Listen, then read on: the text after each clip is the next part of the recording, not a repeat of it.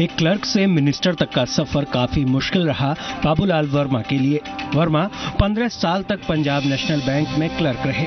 इस दौरान भारतीय मजदूर संघ से जुड़े।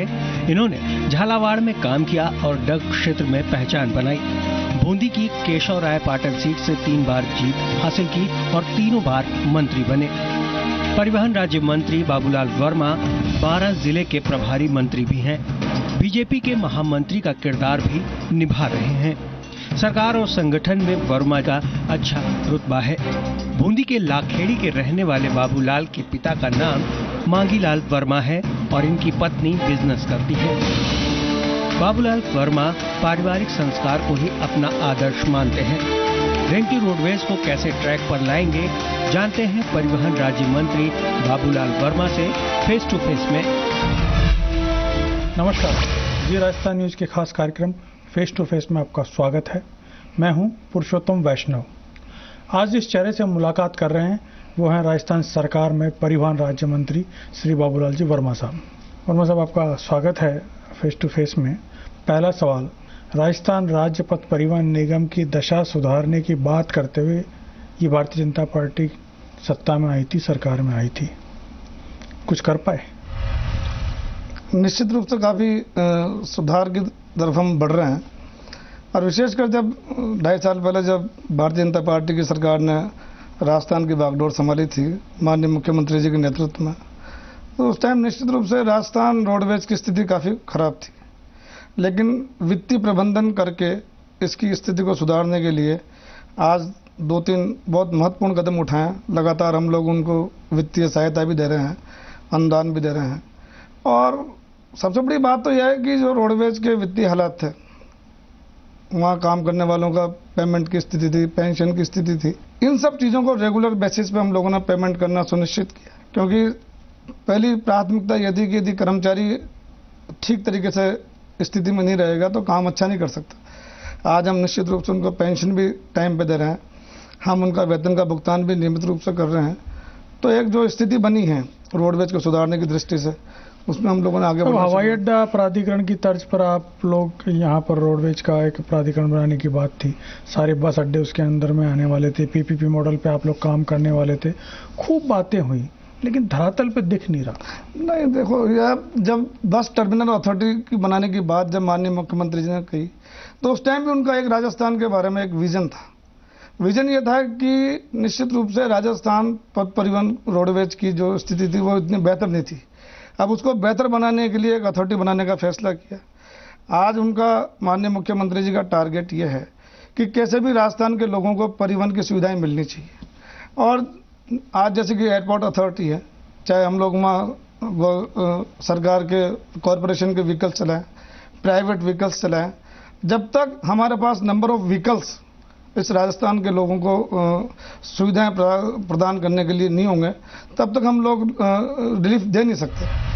देखिएगा, इसके पीछे सोच ये थी, जितनी मेरी बात हुई सरकार से, ये थी कि हम एक कंपटीशन पैदा करेंगे निजी ऑपरेटर्स और सरकार के जो ऑपरेटर आपकी राजस्थान रोडवेज उसके बीच में, और जहाँ बेहतर सुविधा होगी वहाँ पर यात्री जाएगा। लेकिन जो रोडवेज के हालात हैं, चाहे भ्रष्टाचार की स्थिति हो, प्रबंधन की स्थिति हो, और उन सब के कारण से जो वर्तमान व्यवस्था एक तरीके से चरमरा गई। बसों के हालात आपको पता है, बसें नहीं है, खटारा बस हैं। मतलब पहले ही वो ऑक्सीजन पे था और बचा कुचा आप लोग उनके कंपटीशन में प्राइवेट प्लेयर को उतार देंगे तो वो तो आईसीयू में चला जाएगा, वेंटिलेटर पे आ जाएगा। में जाने का कोई सवाल ही पैदा नहीं होता। माननीय मुख्यमंत्री जी ने इस चीज़ को बहुत अपने पहले बजट में अपनी मंशा जाहिर कर दी थी कि एक तो जो ये भ्रम फैलाया जा रहा है कि रोडवेज बंद होगी, तो ये बंद होने का प्रश्न ही पैदा नहीं होता। लेकिन एक अधिक सुविधाएं प्रदान करना ये सरकार की जवाबदारी है। अब उसके लिए प्राइवेट बसेज का ऑपरेशन करने का भी फैसला किया कि चलो ठीक है, एक बस अड्डों से होगा। तो टर्मिनल अथॉरिटी बनने के बाद उसकी प्रक्रिया भी हम लोगों ने चालू कर दी है। आज जिस प्रकार पूरे राजस्थान में 3 बस अड्डों का हम लोगों ने प्रायोरिटी के तौर पर सिलेक्शन किया है, जिसमें हमारा जयपुर है, अजमेर है, उदयपुर है। यह तीनों बस अड्डों को हमने फर्स्ट फेज में सेलेक्ट किया। पहले इसको हम लोग पहले तैयार करके अब निश्चित रूप से बेटर इनका इंफ्रास्ट्रक्चर खड़ा करके, जहां हमारे बस अड्डों पे आपका सब तरह की सुविधाएं होगी, पैसेंजर्स के लिए आपके आने जाने की बढ़िया सुविधा होगी, वहाँ रेस्ट करने के लिए, वहाँ टॉयलेट्स की, वहाँ पीने के पानी की, रेस्टोरेंट्स की, ये सब सुविधाएं हम लोग डेवलप करके वहाँ अच्छी फैसिलिटीज प्रोवाइड कराना चाहते हैं और उसके लिए अथॉरिटी का गठन किया है। सर मैं तो राजस्थान रोडवेज के कर्मचारी को आप ये बात समझा पा रहे और न प्राइवेट ऑपरेटर को आप तैयार कर पा रहे। अब आपकी लोक परिवहन व्यवस्था की आप देख लो, बसों को घुसने नहीं दिया जा रहा। नहीं, ऐसा नहीं है। ये बात पूरा का पूरा बड़ा जोर शोर से यहाँ से जयपुर से मुख्यमंत्री जी ने बसें रवाना करी, ये बात सब की सब यार्ड में खड़ी है। ये ऐसा नहीं, एक बस ऑपरेशन में नहीं है। लगभग 35-40 बसें हमारी ऑपरेशन में है और हम भी लगातार जब निकलते हैं अपना टूर पे तो हम निश्चित रूप से लोक परिवहन की बसों को भी हम सड़क पर देखते हैं। बेटर कंडीशन में बसें चल रही है। अब ये कुछ हमारा यूनियंस के कुछ लोगों का विषय था, हम उनसे लगातार बात करके उनको अच्छे वातावरण में नेगोशिएट करके हम चाहते हैं कि सारी चीज़ें अच्छे माहौल में यहाँ चले और उसके लिए हमारा प्रयास जारी है। निश्चित रूप से इन सब बसों को, सारी सुविधाओं को हम लोग लागू करके चलाने का प्रयास करें। सर ये जो रोडवेज का घाटा है, सफेद हाथी वैसे आपकी सरकार के लिए बना हुआ है, तो क्या इसके अंदर बार बार ये, जिसको अगर मैं कहूं कि कॉस्मेटिक सर्जरी करके आप ठीक करने की कोशिश करते हैं, क्या परमानेंट सॉल्यूशन राजस्थान रोडवेज के लिए सरकार के पास? विषय इस बात का नहीं है। लगभग 2,500 करोड़ के आसपास का हमारा रोडवेज का घाटा, इस सत्यता को स्वीकार करते हैं। जब इनकम लगभग 40 करोड़ के आसपास का जो हमारा महीने का जो घाटा होता है, अब उसको हमारे पास 3-4 फैक्टर्स हैं जिसको कि हम बहुत इफेक्टिव रूप से हम लागू कर रहे हैं। हमारा लोड फैक्टर भी हम लोगों ने बढ़ाने का प्रयास किया है। हमारा डीजल एवरेज को भी हम लोगों ने काफ़ी इम्प्रूव किया है। हम लोगों को, पैसेंजर्स को बेहतर टाइमिंग की सुविधा प्रदान करके अधिक से अधिक हमारा लोड फैक्टर बढ़ के हम इनकम को बढ़ाने का प्रयास कर रहे हैं। फिजूल खर्चे जो एस्टेब्लिशमेंट कॉस्ट को भी हम लोग रेगुलाइज करके हम उसको बेटर बनाने की कोशिश कर रहे हैं। तो ये 3-4 तरीके से हम लोग रोडवेज के वित्तीय प्रबंधन को ठीक करने की कोशिश करेंगे तो निश्चित रूप से हम लोग ट्रैक पे आएंगे। लेकिन साहब दिक्कत ये है ना वर्मा साहब की, जो फंड जितने चाहिए वो आप लोग बड़ी किश्तों में देते हैं साहब। जरूरत होती है 1,000 करोड़ की, आप देते हो 10 करोड़, 20 करोड़, 25 करोड़। परिणाम ये होता है कि वो जो छोटा जो अमाउंट है वो न तो उपयोग में आ पाता है और वो सारा का सारा उसी, एक मैं शब्द कहूँ कि उसी गड्ढे में जाकर के खत्म हो जाता है, न परिणाम निकल पाता है न उपयोग हो पाता है। 2.5 साल पहले जिस स्थिति में राजस्थान विरासत में मिला था भारतीय जनता पार्टी की सरकार को, माननीय मुख्यमंत्री वसुंधरा जी को, कि उस जो घाटे की जो अर्थव्यवस्था पूरे राजस्थान के लोगों पर लाद दी गई थी और मतलब जिसके कि बोझ के तले राजस्थान दब रहा था, उसको ट्रैक पे लाकर आज हम स्थिति को सुधारने की कोशिश कर रहे हैं और निश्चित रूप से माननीय मुख्यमंत्री जी ने इसमें बहुत सफल काम किए हैं। आज तीसरी बार जब बजट पेश किया तो हर सेक्टर में इंफ्रास्ट्रक्चर को भी बढ़ाने की बात कही है माननीय मुख्यमंत्री जी ने। आगे बढ़ाने के लिए राजस्थान किस तरह आगे बढ़े, उसकी अर्थव्यवस्था को कैसे हम लोग आगे बढ़ा सकें, इसके लिए निश्चित रूप से रोडवेज को भी हम इस दृष्टि से उसी ट्रैक पे, ये बात जरूर है कि टाइम लगेगा लेकिन उस ट्रैक पे हम लोग निश्चित रूप से अर्थव्यवस्था को सुधार कर इसको बेहतर स्थिति में चलाने। 2.5 साल निकल गए साहब, 2.5 साल काम करने का आपके पास अगर ज्यादा से ज्यादा समय बचा तो 1.5 साल और बचा। जिस स्थिति में राजस्थान मिला था, कांग्रेस तो पता नहीं कहां से कहां ले जाती, लेकिन उस स्थिति को, एक घाटे की स्थिति को उभारने के बाद आज राजस्थान विकास की गति से आगे बढ़ने लग गया है। ये भी हमारे लिए बहुत बड़ी अच्छी बात है।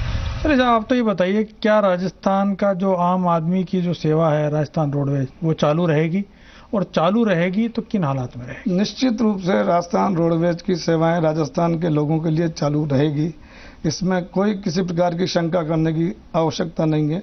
और बेहतर ये होगा कि हम परिवहन सेवाएं और अच्छी तरह, अभी जैसे कि स्कैनिया बस हम लोगों ने चालू करी है दिल्ली रूट पर, स्कैनिया की हमने 10 नई बसें खरीदी है और उसमें एक अच्छा काम हमने शुरुआत की। जो एक वातावरण बन रहा था कि बसें नहीं खरीद रहे, तो जिस तरह अच्छी बसें खरीदने की कोशिश की, इन बसों को भी अच्छी तरह सुधार कर हम लोग चालू करने का बेहतर प्रयास करें। तो मैं समझता हूं कि एक ऐसा वातावरण बने जिसमें कि लोगों को, और सबसे बड़ी बात तो ये कि कॉर्पोरेशन जो ये हमारा है वो कोई प्रॉफिट ओरिएंटेड तो है नहीं। एक लोक कल्याणकारी सरकार की जो पहली प्रायोरिटी होती है कि किसी भी स्थिति में हमारे राजस्थान के लोगों को ट्रांसपोर्टेशन की सुविधाएं उपलब्ध करानी है और उसके लिए मैं समझता हूं कि सरकार अपनी गति से काम कर रही है। जो बसों का बेड़ा की कमी है, लगातार जो खटारा बसें चल रही है, क्या कुछ फंड रिलीज होगा उसके लिए? 18 इस सेंस में नहीं है, अगर 100 में से 10 बसें अगर आपको ऐसी तो वो हो सकता है, क्योंकि रेगुलर बेसिस पे जब बसें चलती है तो उसका मेंटेनेंस भी होता है, मेंटेनेंस भी मांगती है। लेकिन फिर भी आज की तारीख में राजस्थान रोडवेज की एक बेहतर इमेज है, लोगों के मन में विश्वास है कि जहां राजस्थान रोडवेज की बसें चलती है, टाइमिंग से चलती है, अपना किसी प्रकार की कोई इस तरह की अनियमितता नहीं होती कि भाई चलो भाई बस आएगी नहीं आएगी, अनसर्टेनिटी वाली कोई बात नहीं है। तो लोगों में एक जो विश्वास है राजस्थान रोडवेज के प्रति, मैं समझता हूं कि वो विश्वास अभी भी बना हुआ, और हमारा प्रयास है कि हम उसको और बेहतर लोगों के मन में और अच्छे तरीके से बनाएं। वर्मा साहब, ये तो बात हुई राजस्थान रोडवेज की। अब परिवहन विभाग, अगर हम किसी भी सर्वे, किसी भी इंडिपेंडेंट एजेंसी या आम आदमी से भी अगर उससे पूछें कि भैया प्रदेश के 5 सबसे भ्रष्ट विभाग बताओ, तो उसमें दूसरे या तीसरे नंबर पे आपके आरटीओ का आता है। मुझे एक एग्जांपल बताइए। कहते में तो देखो सब तरह की बातें हैं। लगातार आज भी आरटीओज के ऑफिस दलालों के अड्डे बने हुए हैं। वहां पर जो वहां का आपका स्टाफ है वो साइड में बैठा होता है, दलाल वहां बैठ करके लाइसेंस से लेकर के रजिस्ट्रेशन का काम कर रहे हैं। हाई सिक्योरिटी नंबर प्लेट के नाम पर जो प्रदेश में खेल चल रहा है वो सबके सामने है। हाईवे पे खड़े होकर के जिस तरीके से ट्रकों के साथ में बदसलूकियां होती है, वसूलियां होती है, वो आए दिन का खेल है। कभी आपके सरकार के मंत्री और कभी आपके एमएलए खुद पकड़ करके मैं चीज से मैं समझता हूं, उन सबसे आगे बढ़ करके एसीबी के लोग जब भी किसी भी परिवहन विभाग के अधिकारी को पकड़ लेते हैं, उसकी जेब में तलाशी मिलती है तो लाख 2 लाख रुपए मिल जाते हैं। मुझे ऐसा ये हालात है। नहीं, देखिए, वित्त जब अगर जहां तक पैसे का मामला है तो टैक्स या कोई भी कलेक्शन वो हमारी प्राथमिकता के हिसाब से जवाबदारी है।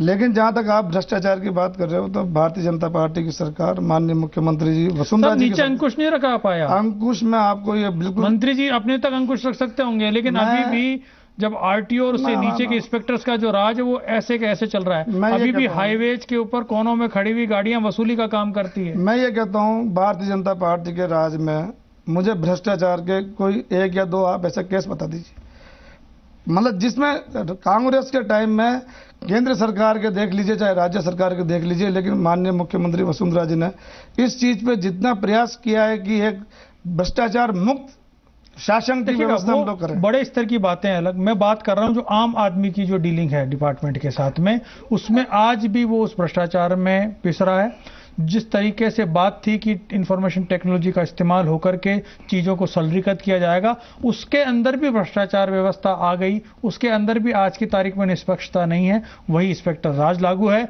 वही दलालों की ऑफिस आज भी चल रहे हैं।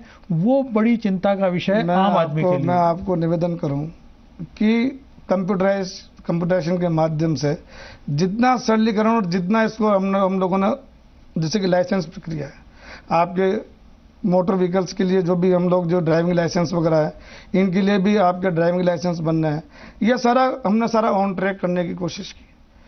मतलब आम आदमी को जो वहां जाके लाइन में लग के जिस तरह का काम करना पड़ता था कि भाई इसको निकाल दिया, इसको रख दिया, या कोई किसी तरह की कोई बात अप एंड डाउन हो रहे हैं, आज उस चीज पे निश्चित रूप से न केवल परिवहन विभाग, मैं कहना चाहता हूं कि हर विभाग में निश्चित रूप से एक ऐसा ई मित्र के द्वारा आज ग्रामीण क्षेत्र में आदमी सुविधाएं ले रहा है। लाइसेंस ये देख लीजिए आप, स्टेशन, उसके बाद में जो सड़कों पर ओवरलोडिंग का खेल है, ओवरलोडिंग के नाम पर जो वसूलियां हो रही है, परमिट देने के नाम पर, परमिट देने के नाम पर जो खेल हो रहे हैं, ये सारी चीजें परमिट वगैरह एक प्रोसेस जो रखा है, जैसे कि आज जैसे कि रोडवेज की जो प्राइवेट बसों के लिए का, लेकिन इसमें मुझे बताइए भ्रष्टाचार का नॉट ए सिंगल केस, मुझे आप बताइए, एक एग्जांपल तो बताइए आप मुझे, एक भी केस नहीं। लेकिन अब कोई कहे कि भाई कोई आदमी अपने नियमित रूप से अपनी ड्यूटी कर रहा है, वो भ्रष्टाचार कर रहा है, भाई कहीं ना कहीं हमको सिस्टम तो बनाना पड़ेगा।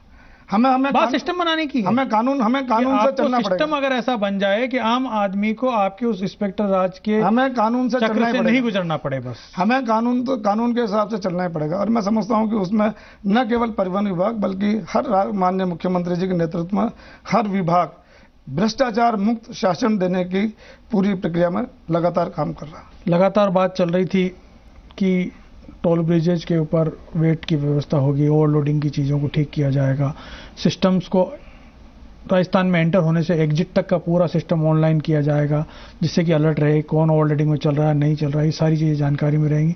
उन पर भी काम वो चल रहा है, वो निश्चित रूप से हमारी प्रक्रिया के तहत है। अब उस पर हमारी टीमें गई है, दूसरे स्टेट में जाएं, ये सब चीज़ें काम जहाँ ये चालू थी प्रक्रिया, हम लोगों ने उसको स्टडी किया है और उसमें हमारा प्रयास ये है कि बेटर जो 5-6 विभाग मिलकर जो इस प्रक्रिया को लागू करेंगे उसका भी एक इम्प्रूव्ड एक सिस्टम लागू हो, उसमें हम नहीं चाहते किसी तरह की कोई कमी रह जाए। तो मैं समझता हूं कि जब भी हम इसको लागू करेंगे एक टेक्निकली साउंड अगर सिस्टम साउंड इम्प्लीमेंट होगा तो उससे राजस्थान के लोगों को बल्कि पूरे ट्रांसपोर्टेशन सिस्टम को अच्छा इसका फायदा होगा। चलिए साहब, ये तो बात हुई एक बतौर मंत्री आपकी और आपके डिपार्टमेंट की। अब बात करते हैं बाबूलाल वर्मा साहब से। वर्मा साहब, सर्विस करते करते अचानक राजनीति में आए, 3 बार एमएलए, 3 बार मंत्री, क्या चमत्कार है? नहीं, ऐसा कुछ भी नहीं है। मैं 15 साल लगभग पंजाब नेशनल बैंक में मैंने काम किया। बिल्कुल। और पंजाब नेशनल बैंक में मैं भारतीय मजदूर संघ से जुड़ा रहा था, लेकिन जब बैंक में था तो मैं झालावाड़ में मुझे काम करने का मौका मिला बैंक सर्विस में। उस समय माननीय मुख्यमंत्री वसुंधरा जी हमारी मेंबर ऑफ पार्लियामेंट झालावाड़ से हुआ करती थी। कुछ ऐसा योग बना, संयोग बना, मुझे डग क्षेत्र से चुनाव लड़ने का मौका वसुंधरा जी ने दिया। उस टाइम भैरव सिंह जी हमारे मुख्यमंत्री हुआ करते थे और वहाँ से मैं जीत के आया। और मंत्री बनाना नहीं बनाना ये तो मुख्यमंत्री जी का विशेष अधिकार है, लेकिन निश्चित रूप से उनका मेरे ऊपर काफ़ी आशीर्वाद ही कहूँगा मैं तो, कि बहुत बड़ी कृपा है जो काम करने का मौका देती है। और मेरी भी एक जिम्मेदारी रहती है कि मैं उनको सही दिशा में। गॉडफादर आपके? गॉडफादर क्या, मैं तो समझता हूँ कि निश्चित रूप से मुख्यमंत्री वसुंधरा जी से स्नेह भी और पारिवारिक जैसा भी रखती है, मेरे को ठीक रखती है। लेकिन एक सवाल फिर उठता है कि 3 बार राज्य मंत्री साहब, इस बार तो आशा कर रहे थे कि ये मेरे लिए कोई विषय नहीं है, ये कोई मेरा विषय भी नहीं है और मैं कभी इस चीज़ को कभी विचार करता भी नहीं हूँ। जो भी मुख्यमंत्री जी मुझे जवाबदारी देती है मैं उसको बहुत जिम्मेदारी से और बहुत मन से काम करता हूँ। और मेरा निश्चित रूप से ये मेरा सौभाग्य है सर, मेरा सौभाग्य है कि उन्होंने मुझे कम से कम इस बार जितनी बार भी मौका दिया काम करने का, मैंने अपनी पूरी जिम्मेदारी से काम किया। अगर निजी जीवन की बात करें तो बैंक की सर्विस, मजदूर संघ से संपर्क, संघ से आपकी निकटता और फिर मुख्यमंत्री का क्षेत्र से आने के कारण से एक अच्छा कॉम्बिनेशन आपको मिलता है। और जिस तरीके से प्रदेश के अंदर एक दलित राजनीति में एक वैक्यूम सा कुछ सालों में बना था, बाकी की चीज़ों को अगर देखा जाए तो उस सब की दृष्टि से आप एक मजबूत पार्टी के पास एक राजस्थान में आप विकल्प हैं। नहीं, पार्टी के प्रति भी हमारी काम करने की कई प्राथमिकताएं, कई जिम्मेदारियां हैं। संगठन में जो भी हमें जिम्मेदारी, मुझे अभी संगठन में महामंत्री का भी जिम्मेदारी दी है, तो निश्चित रूप से पहले भी मुझे एससी मोर्चे के अंदर काम करने का मौका मिला। जब भी मुझे काम करने का मौका मिला संगठन में। अब सब उसमें भी सवाल है कि बड़े लाडले नेता हैं साहब, एक व्यक्ति एक पद की बात होती है, इनको 2-2 पद मंत्री भी बना रखा है, महामंत्री भी बना रखा है। ऐसा नहीं, ऐसा तो देखो, ये तो अध्यक्ष जी का प्रदेश अध्यक्ष जी का, माननीय मुख्यमंत्री जी का एक विश्वास है। तो फिर भी सारे नियम लोगों के लिए, वर्मा जी के लिए कोई नियम नहीं। फिर भी मुझे ऐसा लगता है कि जितना मैं करता हूँ थोड़ा कम है, मुझे और काम करने की आवश्यकता है। एक व्यक्ति 2 पद आपको दे रखे हैं। नहीं, पद का या काम का मतलब नहीं है। मैं मेरी संतुष्टि के लिए कहना चाहता हूं कि मुझे जितना काम करने की गुंजाइश या जितनी कैपेबिलिटी के साथ मैं काम करने की मेरी गुंजाइश है, मेरी कोशिश रहती है कि मैं उतना काम जरूर करूं।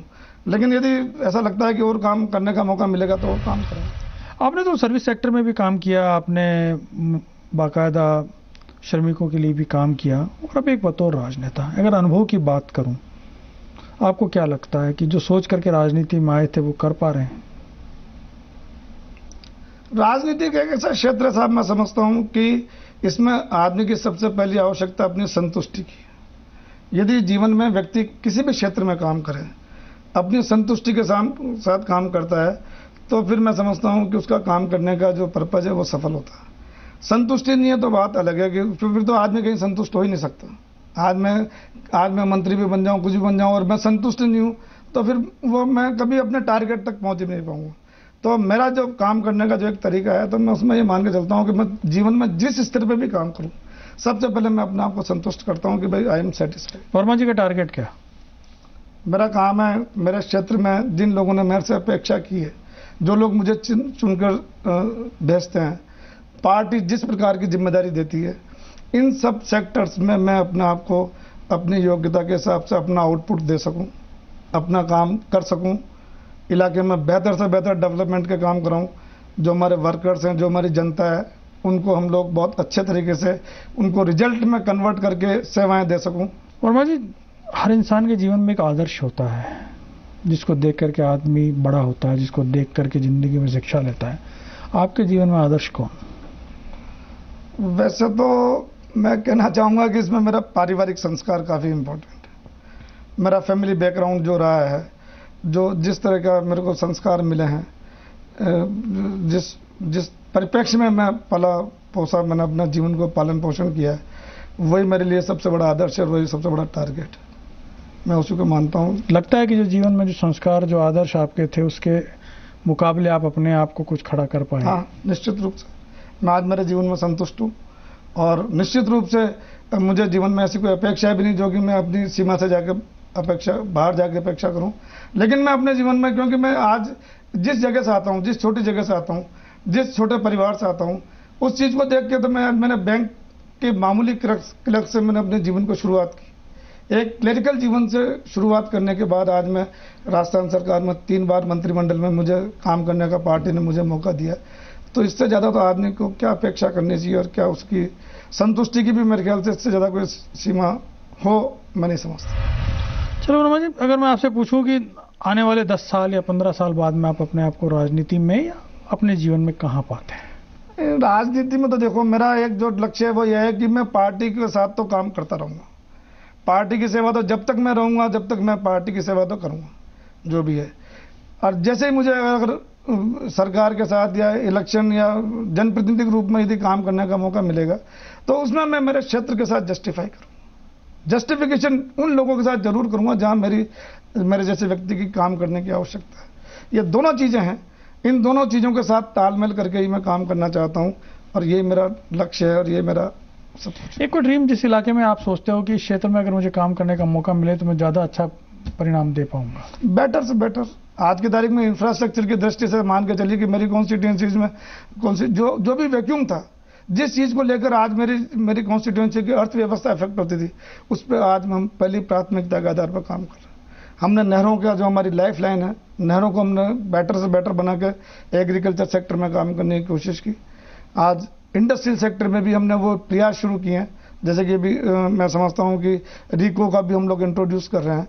रिको के साथ साथ पावर सेक्टर में भी हम लोग जो गैप रह गया था बिजली की दृष्टि से, उसको भी हम लोग फिलअप करने की कोशिश कर रहे हैं। ये कुछ 4-5 सेक्टर्स हैं जो मोटे सेक्टर्स हैं। रोड्स की दृष्टि से हम लोग काफ़ी अपने आप को अच्छी स्थिति में बना रहे हैं। पीने के पानी की मैं समझता हूँ कि मैंने बहुत रूट लेवल पे भी जाके काम करने की कोशिश की है। ये सब चीज़ें हैं। यदि इन सब चीज़ों को, जो फर्स्ट 5 या फर्स्ट 6 जो हमारी प्रायोरिटीज़ हैं, यदि इस चीज़ों को भी हम लोग पूरा कर लेते हैं, तो मैं समझता हूँ कि कहीं ना कहीं तो हम लोग न्याय करने में सफल होंगे। सही। चलिए साहब, वर्मा साहब, आपको बहुत बहुत शुभकामनाएं कि आप अपने लक्ष्य को पाएं और जिस मकसद से आप राजनीति में आए उसमें सफल रहें। आपका बहुत बहुत धन्यवाद।